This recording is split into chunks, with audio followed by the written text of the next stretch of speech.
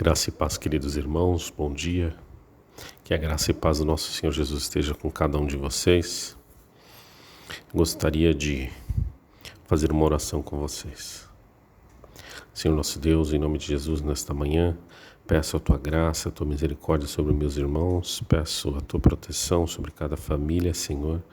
Guarda-os, Senhor, livra de todo mal, Senhor. Também, Senhor, te agradeço por termos acesso à Tua Palavra, te agradeço pelo privilégio, Senhor, de podermos aprender, Senhor. Eu te agradeço em nome de Jesus. Amém.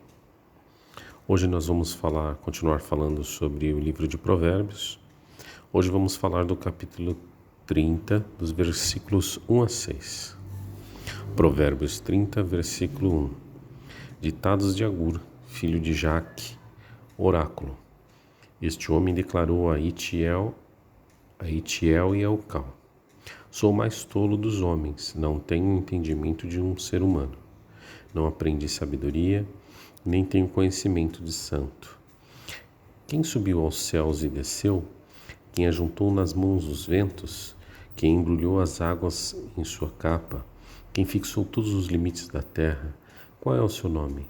E o nome do seu filho? Conte-me, se você sabe. Cada palavra de Deus é comprovadamente pura. Ele é um escudo para quem nele refugia. Nada acrescenteis à palavra dele. Do contrário, ele o repreenderá e mostrará que você é mentiroso. No Provérbios capítulo 30, nós temos aqui as palavras de Agur. Não temos informações bíblicas nem históricas de quem foi essa pessoa, né? E como acabamos de ler aqui no versículo 6, que não devemos acrescentar nada à palavra do Senhor, né? Então, não gostaria de acrescentar nada, nem arriscar quem foi Agur, né?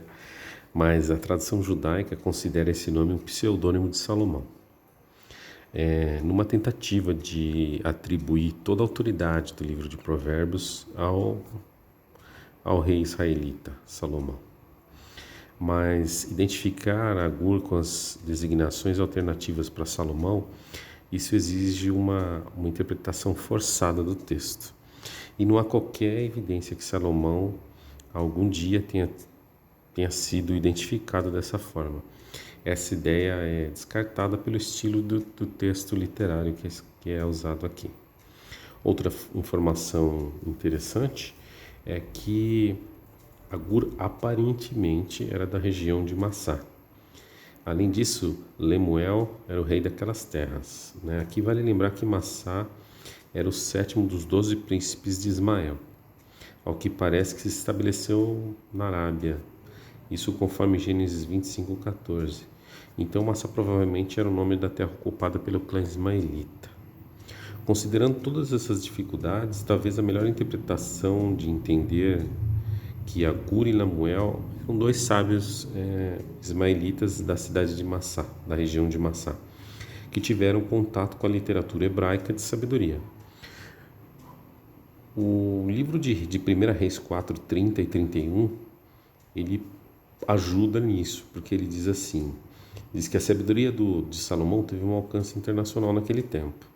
Então, 1 Reis 4, 30 diz, a sabedoria de Salomão era maior do que a todos os homens do Oriente e de toda a sabedoria do Egito. Ele era mais sábio do que qualquer outro homem, mais do que o Esraíta Etan, mais sábio do que Emã, Calcol e Darda, filho de Maol. Sua fama espalhou-se por todas as nações ao redor. Independentemente de quem tenha sido Agur, vemos que existem verdades preciosas que podem ser extraídas desse capítulo de Provérbios. No versículos 2 e 3 diz, Sou o mais tolo dos homens, não tenho entendimento de um ser humano, não aprendi sabedoria, nem tenho conhecimento do santo. Agur abre a sua exposição reconhecendo suas falhas e fraquezas. Fazer isso deve ser uma marca da vida de um cristão. Nós não somos perfeitos, não somos melhores que outras pessoas e reconhecemos que nós temos diversas falhas. Essa uma humildade e vulnerabilidade em reconhecer nossas fraquezas é o que nos leva para mais perto de Cristo, o único pelo qual temos a salvação dos nossos pecados. A altivez e a arrogância não têm lugar na vida das pessoas que se rendem aos pés da cruz, que têm suas vidas entregues ao Senhor. Existem dois exemplos muito claros sobre isso na palavra de Deus: o jovem rico e a parábola do fariseu e do publicano. Nos dois casos, vemos pessoas que, acreditando serem boas o suficientes, não abrem para reconhecer suas fraquezas e se achegarem a Cristo de maneira mais próxima. Uma humildade também é descrita no versículo 12, que provavelmente vai ser abordado um pouco mais para frente, mas vou dar um spoiler aqui. Há uma geração que é pura aos seus próprios olhos, mas que nunca foi lavada da sua imundícia. Isso está em Provérbios 30, 12, no versículo 12, fala sobre isso também. Não reconhecer os nossos pecados e não admitir que somos falhos e necessitamos do perdão de Deus é algo que nos afasta do Senhor também, e isso não deve acontecer nas nossas vidas, né? Uma outra virtude importante que tiramos aqui é a nossa posição em relação a Deus. No versículo 4, diz assim: quem subiu aos céus e desceu, quem ajuntou nas mãos os ventos, quem embrulhou as águas em sua capa, quem fixou todos os limites da terra, qual é o seu nome e o nome do seu filho? Conte-me se você sabe. Numa passagem que remete diretamente aos capítulos finais do livro de Jó, Agur nos mostra que devemos entender e reconhecer a posição do Senhor em relação à nossa posição. Nós somos criaturas, somos falhos e passageiros. Ele é o Criador, perfeito, santo, eterno, e nós somos apenas servos. Quando começamos a pensar diferente disso, passamos a nos colocar numa posição onde Deus deve nos servir, atendendo às nossas vontades e nossos desejos iníquos. Quando o homem se colocou nessa posição, surgiu a triste ideia de que, se determinarmos algo, Deus nos atende. Temos que exigir nossos direitos. Isso é fruto da teologia da prosperidade, da doutrina da determinação que a gente vê muito hoje em dia, né?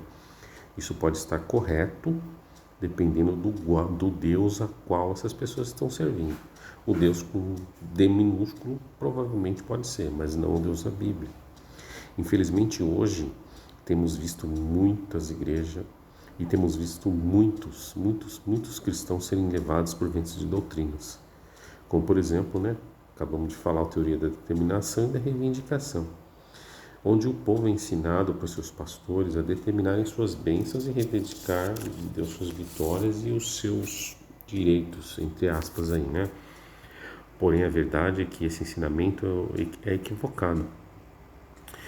Isso possui um princípio satânico que vemos lá em Mateus 4,3, onde Satanás tenta induzir Jesus a determinar ou reivindicar que a pedra se torne pão.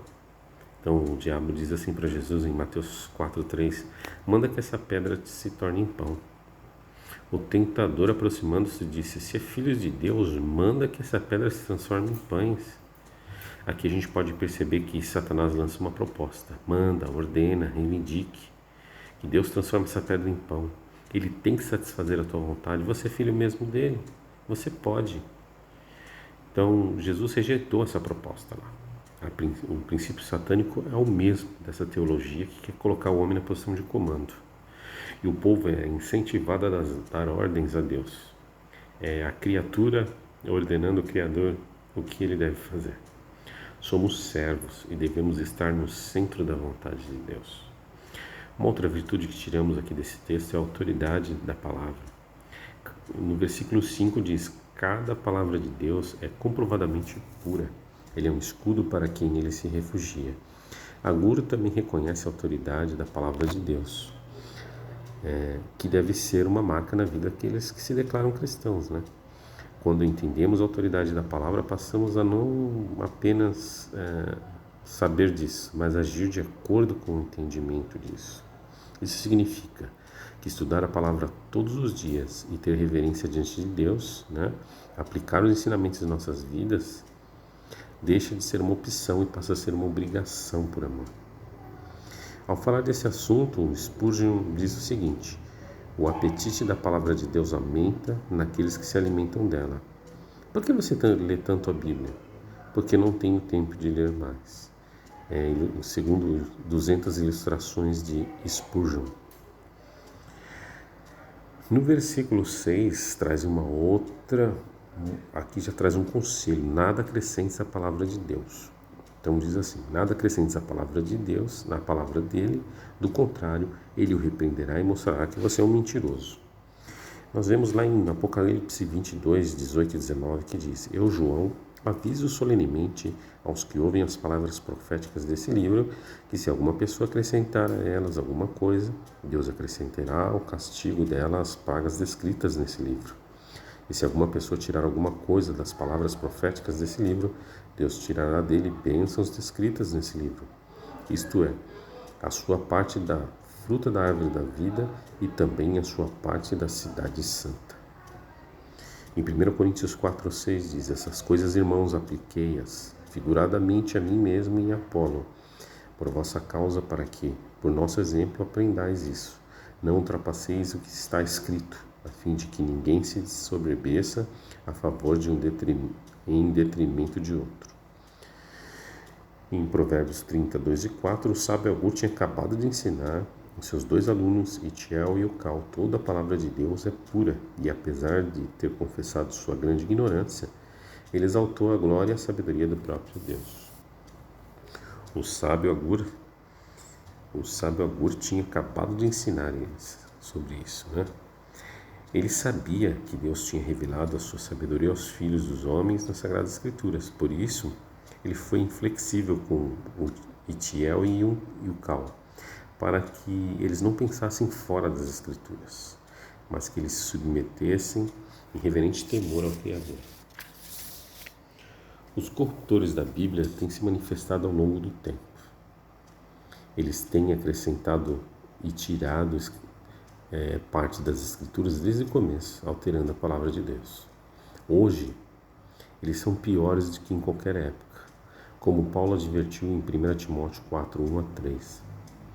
Através da explosão da informação que temos hoje, o aprendizado humano está expandido geometricamente, mas sem nenhuma verdade. Os homens estão mais cegos hoje do que há 500 anos atrás. Olha a sua volta. Os homens acrescentam hoje todo tipo de heresia à palavra de Deus.